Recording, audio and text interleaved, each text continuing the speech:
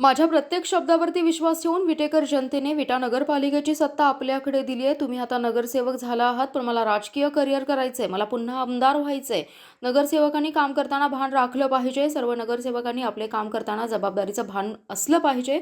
महिला नगरसेवकांनी आपल्या नवऱ्याला मीटिंगला पाठवायचं नाही। नगरसेवकांचं प्रगती पुस्तक दर 6 महिन्याला मी तपासणार आहे।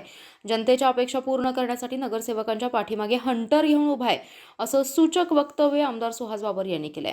विट्यात शिवसेनेच्या सर्व नवनिर्वाचित नगरसेवकांच्या आयोजित नागरी सत्कार समारंभ प्रसंगी ते बोलत होते। यावेळी नगराध्यक्षा काजल मेहत्रे, उपनगराध्यक्ष अमोल बाबर, देवदत्त राज्योपाध्ये शीतल बाबर, सोनिया बाबर, व्हिजन सिटीचे अध्यक्ष दिलीप कचरे, युवा नेते श्रीधर जाधव, सोहेल तांबोळी यांची प्रमुख उपस्थिती होती। यावेळी बोलताना आमदार सुहास बाबर म्हणाले, गेल्या 55 वर्षांची सत्ता उलथवून टाकणं सोपी गोष्ट नाही। तत्कालीन सत्ताधाऱ्यांच्या त्रासामुळे गलाई व्यावसायिक विट्यात गुंतवणूक करायचे बंद झाले होते, परंतु निकाल लागल्यानंतर देशभरातील गलाई व्यावसायिकांनी फटाके फोडून पेढे वाटले।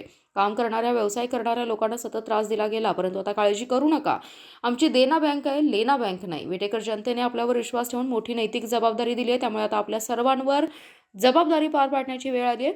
महिला नगरसेवकांनी आपल्या नवऱ्याला मीटिंगला पाठवायचं नाही। तुम्ही आता नगरसेवक झालात, पण मला राजकीय करिअर करायचंय, मला पुन्हा आमदार व्हायचंय। नगरसेवकांनी काम करताना भान राखलं पाहिजे। नगरसेवकांचं प्रगती पुस्तक दर 6 महिन्याला मी तपासणार आहे। नागरिकांचा तुम्ही फोन उचलला नाही तर तुम्हाला गुलाबाचं फूल मी पाठवून देणार असल्याचं ते म्हणाले। नांगरे कॉम्प्लेक्स, नांगरे पाटील कॉम्प्लेक्स, बरोबर ना?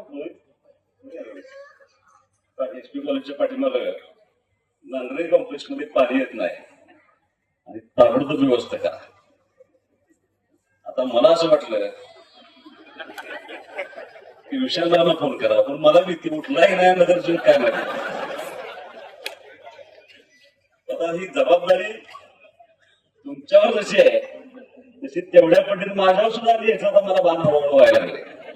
त्यामुळं हे सगळे सत्कार सोडे इथून पुढे थांबवून आता आपल्याला या प्रत्येक गोष्टीमध्ये ताकदीनं लक्ष घालणं आवश्यक आहे, ते तुम्ही सर्वांनी घालावं अशी मी विनंती। कारण मी मगाशी नगराध्यक्ष काकीने विचारलं, मी सहज लोकांना आवाहन केलं होतं, सहज येऊन जावं नगरपालिकेत।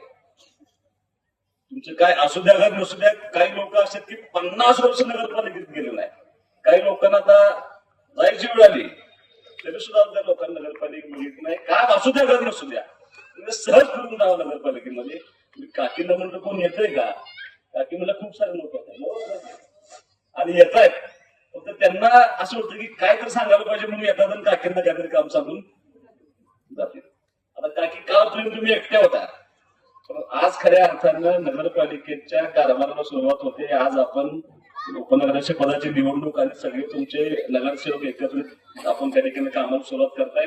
येत्या काही दिवसामध्ये सगळ्या समित्यांचे अध्यक्ष, सगळ्या समित्यांचे मेंबर त्या ठिकाणी होतील। 5 समित्या, सगळ्या डिपार्टमेंट तुमचं त्या ठिकाणी काम करायला सुरू होईल। पण आता तुम्हाला माझी विनंती आहे, आता प्रशासकीय कामामध्ये फारसं लक्ष न घालता ज्या गोष्टी घेऊन आपण लोकांच्या समोर गेलो होतो त्या गोष्टी पूर्ण करण्याची जबाबदारी तुम्हाला सर्वांना एकत्रितपणे आता लोकांच्या पर्यंत पोहोचा, त्यांच्या अडचणी समजून घ्या आणि ते सगळी कामं पूर्ण करण्यासाठी आपण त्या ठिकाणी प्रयत्न केला पाहिजे असं मला वाटतं।